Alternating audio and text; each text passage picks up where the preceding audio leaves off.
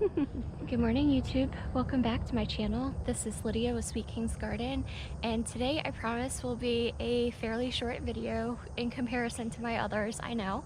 I wanted to take a moment to actually show you what I did to a degree with some of the produce that I harvested from my garden this week, because one of the things that is important with growing your own food is actually doing something with your harvest. So I learned a lot this past week in terms of how and when to pick certain produce items in order to make them taste good, and I just want to share that information with you. So let's get started. So I will preface this video by saying if you want to catch what I cooked earlier this week, check out my Instagram at Sweet King's Garden, or check the short that is listed on my YouTube. The short does not show the full recipe or prep guidelines, so for all of that I encourage you to visit my Instagram. But nonetheless, I made a Chinese red noodle bean stir fry for the very first time, and I incorporated the Chinese red noodle beans, fresh carrots from the garden, fresh edamame, Blauhilde beans, and some Shishito peppers.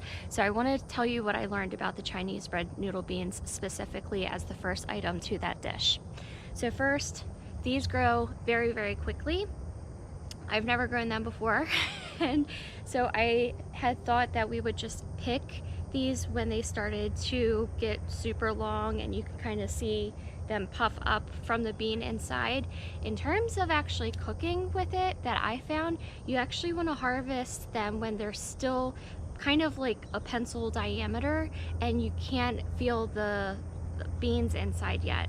And the reason why is because in the way that I prepped them, I brought a pot of water up to a boil, added the Chinese red noodle beans in, transferred them to an ice bath, trimmed the edges and picked them in half to bring them to a smaller size. And the larger ones just turned out to be super mushy. So I have a lot of large Chinese red noodle beans on my arch trellis. I'm actually going to let them hang out, go to seed, save the seeds, but I'm going to be very diligent to pick the younger ones much earlier on so I can make more stir fries going forward.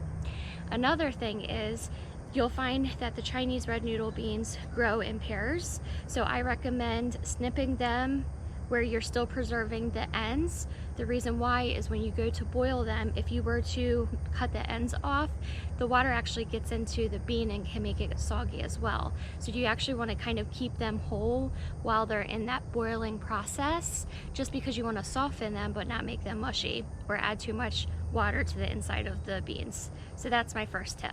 So just showing a close-up of what I would recommend would be a perfect size.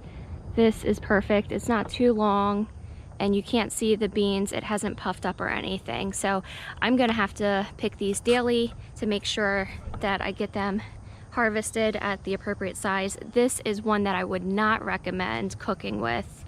At least if you're looking to cook the whole bean, perhaps you can utilize the beans inside. But in terms of like the actual noodle, I think this is too far gone in my opinion and experience. Of course, I'm a newbie when it comes to this, but yeah, so these I would say would be perfect. Next to that dish were carrots. This was the simplest part of the entire process. So I have a ton of carrots that I needed to harvest. I still never made that roasted carrot recipe that I mentioned in a previous video, but I knew that I had a bunch of carrots to use, so what I did was just pick what I thought I was going to need for dinner, kept the rest in the garden bed to really just continue growing, and I just rinsed them off really nicely and then peeled took a vegetable peeler and peeled the outside, and then I continued with the vegetable peeler and I just peeled strips of the carrots and I incorporated them into the dish in a raw form. So that is the yellow vegetable that you'll see in that video. The third ingredient I used were Arab Blauhilde beans. So these are those purple beans that I snacked on during one of my garden tours that were super yummy. What I found was I actually harvested them too late and they were stringy and hard. And what I mean by that is that they were kind of tough when I bit into them. and kind of created a bit of a choking hazard, to be honest. So I had initially harvested them when the pods themselves started to puff up with the beans inside. That again was too late. I think for Blauhilde beans, you want to pick them when they're younger. Whoops. You want to pick them when they're younger, to where you can't really see the bean inside yet. So this would be a perfect example of when to pick it, again, in my opinion.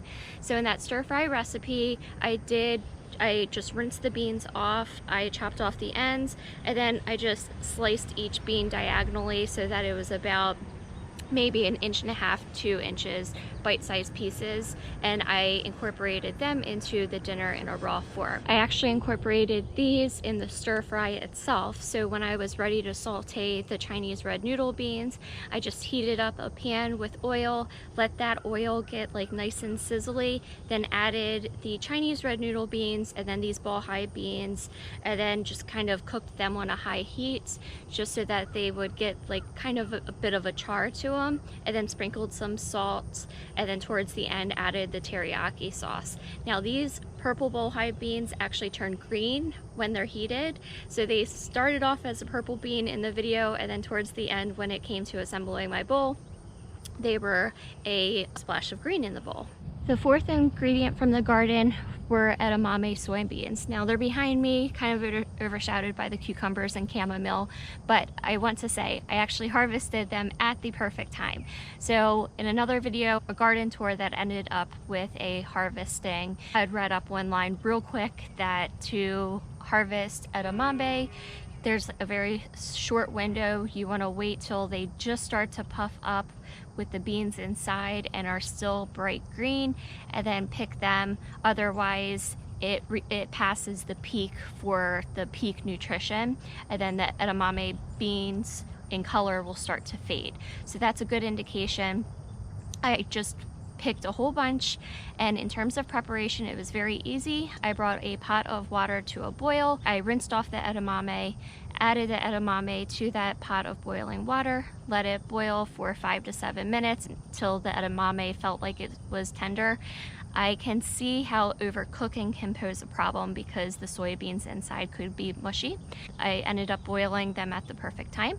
So at that 5 to 7 minute mark, I poured the pot into a colander, rinsed the edamame with cold water, and then I spread them in one single layer on my cutting board to let them cool completely.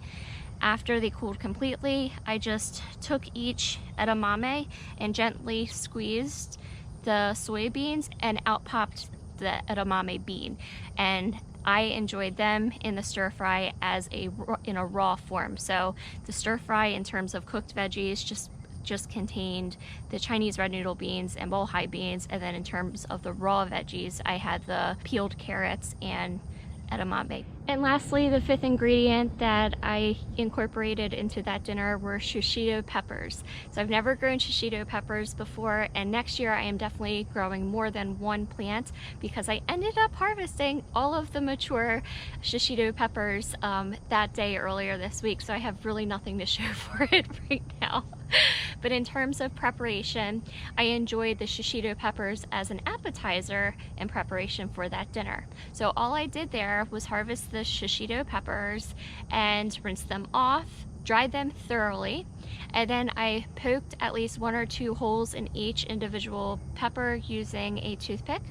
And then I lightly drizzled some olive oil, sprinkled some sea salt, coated them nicely, and then I put them on a piece of foil and popped them into my toaster oven and broiled them for about 7 to 10 minutes. I would keep an eye on them because you want to cook them until they start to blister, and honestly I can see where that could be personal preference if you want them a little darker or charred versus a little lighter in color and whatnot. But that was super simple. I didn't have to rotate the peppers at all. They seemed to turn out fine, and I've never cooked my own shishito peppers or prepared my own shishito peppers before, so that was a wonderful little salty treat. So after the peppers were done, or while the peppers were cooking, I actually looked up some random dipping sauce, and I used a half a cup of sour cream, about a tablespoon of Dijon mustard, and a teaspoon of two of Korean hot sauce. You could use something like sriracha, I'm sure that would be good, or whatever type of dipping sauce you would like.